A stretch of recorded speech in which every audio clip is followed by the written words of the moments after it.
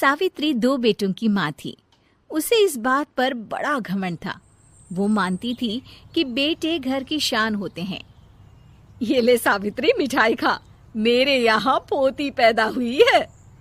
ये सुनते ही सावित्री मुंह बना के कहती है, अरे तू तो लुट गई, बर्बाद हो गई, तेरे यहाँ लड़की पैदा हो गई। अरे तू ऐसा क्यों कह रही है? मैं तो बहुत खुश हूँ। अरे जब तेरी पोती के पीछे तुझे खर्चे पर खर्चे करने पड़ेंगे ना, तब ये तेरी सारी खुशी गम में बदल जाएगी। पहले लड़की की पढ़ाई लिखाई का खर्चा, फिर उसकी शादी का खर्चा। अरे आजकल की शादियाँ कितनी महंगी हो गई है। गहने बनाओ, लाखों रुपए पानी की तरह बह जाते हैं। लड़कियाँ तो सिर्फ खर्चा करवाने के लिए ही पैदा होती हैं। इस तरह लड़कियों के प्रति अपने विचार व्यक्त करते हुए सावित्री ममता को लंबा चौड़ा भाषण देके चली जाती है। अब तो आप लोग इस कहानी में सावित्री देवी का पात्र अच्छी तरह समझ ही गए होंगे। कुछ समय बाद सावित्री की बड़ी बहू भी एक लड़की को जन्म देती है। फिर क्या था, सावित्री पूरा आसमान सर पर उठा लेती है। हे भगवान, ये तू मुझसे किस जन्म का बदला ले रहा है? अरे मैं तो मंदिर में रोज आकर तुझसे कहती तो थी कि मुझे एक पोता चाहिए, और तूने मुझे पोती दे दी। इतनी मिठाइयाँ और प्रसाद चढ़ाने का क्या फायदा हुआ? तभी सावित्री की बहू निशा कहती है, क्या माँ जी, आप भी इतनी सी बात पर नाराज हो गई हैं? देखिए तो आपकी पोती कितनी सुंदर है, बिल्कुल आप पर गई है। अरे चुप कर, तुझे 9 महीने इतने महंगे महंगे काजू बादाम फल फ्रूट खिलाने का फायदा क्या हुआ? मेरे तो सारे पैसे बर्बाद हो गए। ये सुन सावित्री का बड़ा बेटा अजय कहता है, माँ, तुम सिर्फ नाम के लिए 2020 में रहती हो। असल में तुम्हारा दिमाग सैकड़ों साल पुरानी सोच रखता है। आज के जमाने में लड़का और लड़की में कौन फर्क करता है?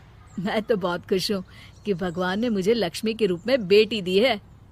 लेकिन सावित्री पर अजय की बातों का कोई असर नहीं होता। नालायक, अपनी पत्नी की जबान बोल रहा है।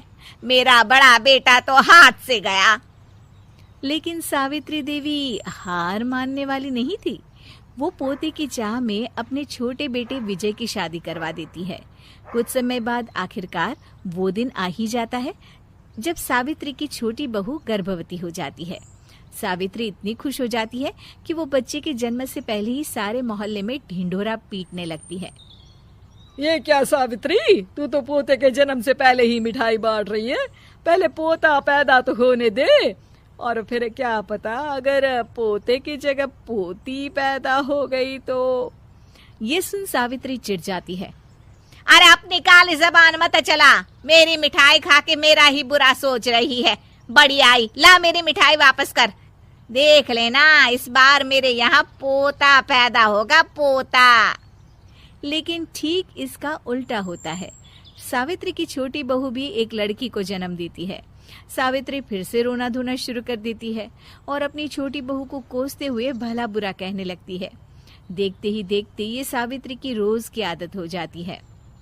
एक दिन उसकी इस आदत से परेशान होकर विजय अपने भाई अजय से कहता है, भैया, माँ खुद एक औरत होकर हमारी बेटियों को पसंद नहीं करती, उल्टा उन्हें रोज कोसती रहती है। मुझे माँ की यह आदत बिल्कुल पसंद नहीं आती। अरे तू ठीक कहता है, मैं भी अब माँ से तंग आ गया हूँ। अच्छा, तो अब तुम दोनों इस तरह पीठ पीछे मेरी बुराई भी करने लग गए हो? नहीं माँ, हम चाहते हैं कि घर में शांति बनी रहे। हमें हमारी बेटियाँ बहुत प्यारी है।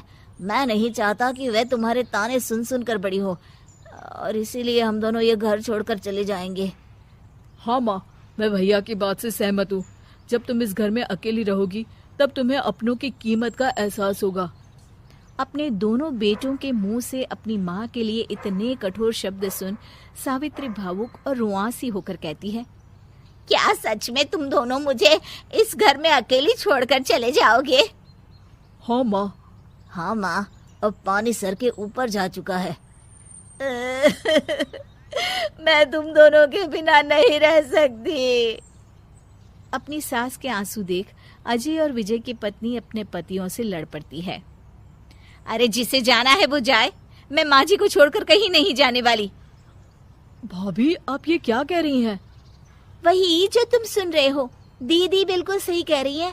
हम बेटियों के संस्कार हमें सिखाते हैं कि सास माँ समान नहीं बल्कि माँ ही होती है और उस माँ की जिंदगी भर सेवा की जाती है। बेटे अपना फर्ज भूल सकते हैं, लेकिन बेटियां नहीं। आप दोनों शौक से जा सकते हैं।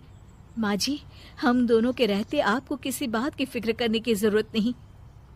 फिर क्या था, सावित्री के ऊपर छाए बेटों के घमंड के बादल उसकी बेटी स्वरूप बहुओं के तेज के आगे आंसू के रूप में परिवर्तित होकर सावित्री की आंखों से बहने लगते हैं और वो उन दोनों को गले लगा लेती है। मैं जिंदगी भर बेटियों को कोसती रही, लेकिन आज तुम दोनों को देख मुझे समझ आ गया कि बड़े अभागे होते हैं वो लोग जिनके घर बेटियां नहीं होती।